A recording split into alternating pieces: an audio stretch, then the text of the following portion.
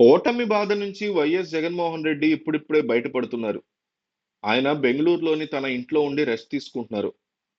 అయితే ఓటమిని పక్కన పెట్టి పార్టీని గాడిలో పెట్టేందుకు సిద్ధమయ్యారు. మామూలుగా అయితే కార్యకర్తల్ని పరామర్శించడం పేరుతో ఆయన యాత్రలు చేపడుతున్నట్టుగా వార్తలొస్తున్నాయి.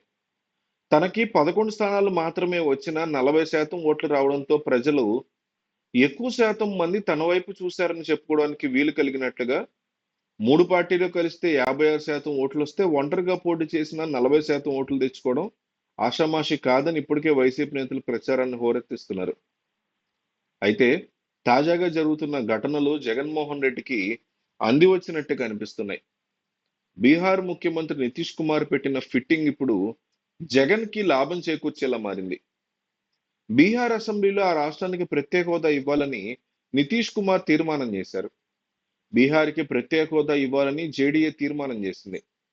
తమ రాష్ట్రానికి ప్రత్యేక హోదా లేదంటే ప్రత్యేక ప్యాకేజీ కేంద్రం ఇచ్చేలా డిమాండ్ చేయాలని జాతీయ కార్యవర్గ సమావేశంలో నిర్ణయాన్ని తీసుకున్నారు. కాగా జేడీయూ ప్రస్తుతం కేంద్రంలో ఎన్డీఏ కూటమిలో కీలక భాగస్వామిగా ఉంది.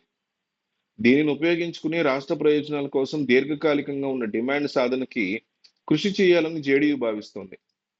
కేంద్రంలో అధికారంలో ఉన్న బీజేపీ ప్రభుత్వానికి ఇటు జేడీయూ అటు టీడీపీ మద్దతు చాలా కీలకం. జగన్మోహన్ రెడ్డి చెప్పింది కూడా అదే. 2019 ఎన్నికల్లో గెలిచిన వెంటనే ఢిల్లీకి వెళ్లిన జగన్ తాము శాసించే స్థాయిలో బీజేపీకి సీట్లు వచ్చినప్పుడే ప్రత్యేక హోదా సాధ్యమని చెప్పారు. 2019లో బీజేపీకి సొంత బలం ఉండడంతో అది సాధ్యం కాదని ఆయన ఆ రోజే కుండబద్దలు కొట్టారు. కానీ ఎలక్షన్ అప్పుడు చెప్పల. 2019 ఎలక్షన్ క్యాంపెయిన్ లో మనం గెలుస్తాము, 25 ఎంపీలు ఇవ్వండి, మోడీని అడ్డు విరుస్తాను, కేంద్రం మెడలు ఉంచుతానని చెప్పినప్పుడు ఈ ఈ కండిషన్ చెప్పల. ఏమని? అవతల ఎన్డీఏకి రాకపోతే మాత్రమే నేను ఇది చేయగలుగుతానమ్మా, మళ్ళీ వస్తే నన్ను ఏం అడగకండి అని ముందు చెప్పాలి. అంటే ఈ రాజకీయ నాయకులు జగన్ అయినా చంద్రబాబు అయినా వీళ్ళు ముందు చెప్పరు కండిషన్స్. ఇప్పుడు ఫ్రీ బస్ ఉందనుకోండి, ఫ్రీ బస్ ఇచ్చేస్తాం, లేకపోతే పెన్షన్ ఇచ్చేస్తాం, ఆడవాళ్ళకి నెల నెల ఇంత ఇచ్చేస్తాం, ప్రత్యేక హోదా తెచ్చేస్తాం అని కబుర్లు చెప్పి ఎలాగైనా సాధిస్తాం అని చెప్తారు. కానీ ప్రాక్టికాలిటీకి వచ్చేసరికి కండిషన్స్ మనకు అప్పుడు చెప్తారు, ముందు చెప్పరు అనమాట.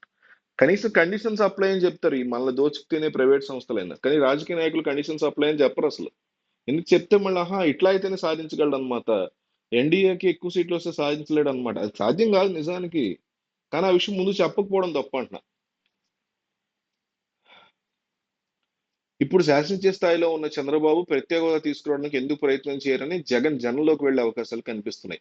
ఏపీకి ప్రత్యేక హోదా ఇవ్వకపోతే మద్దతు ఉపసంహరించాలని, తాము కూడా మద్దతు ఇవ్వమని చెప్తామని, అప్పుడు ప్రత్యేక హోదా వస్తుందని మెలికిపెట్టే అవకాశాలు స్పష్టంగా ఉన్నాయి. అందుకే వీలైనంత త్వరగా ప్రజల్లోకి వెళ్ళడానికి జగన్మోహన్ రెడ్డి నిర్ణయం తీసుకున్నారని తెలుస్తోంది.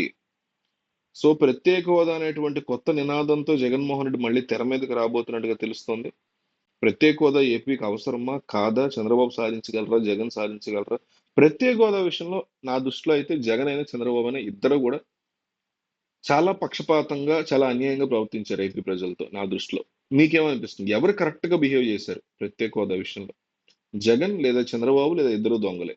ఈ విషయాన్ని మీరు కామెంట్ చేయండి. ఒక 1000 మంది చూస్తే 10 మందికి మాత్రమే రాజకీయ అవగాహన ఉంటుంది. కాబట్టి మిగతా వాళ్ళు వద్దు. ఆ 10 మంది మాత్రమే కామెంట్ చేయండి. చూద్దాం ఏం చెప్తారు.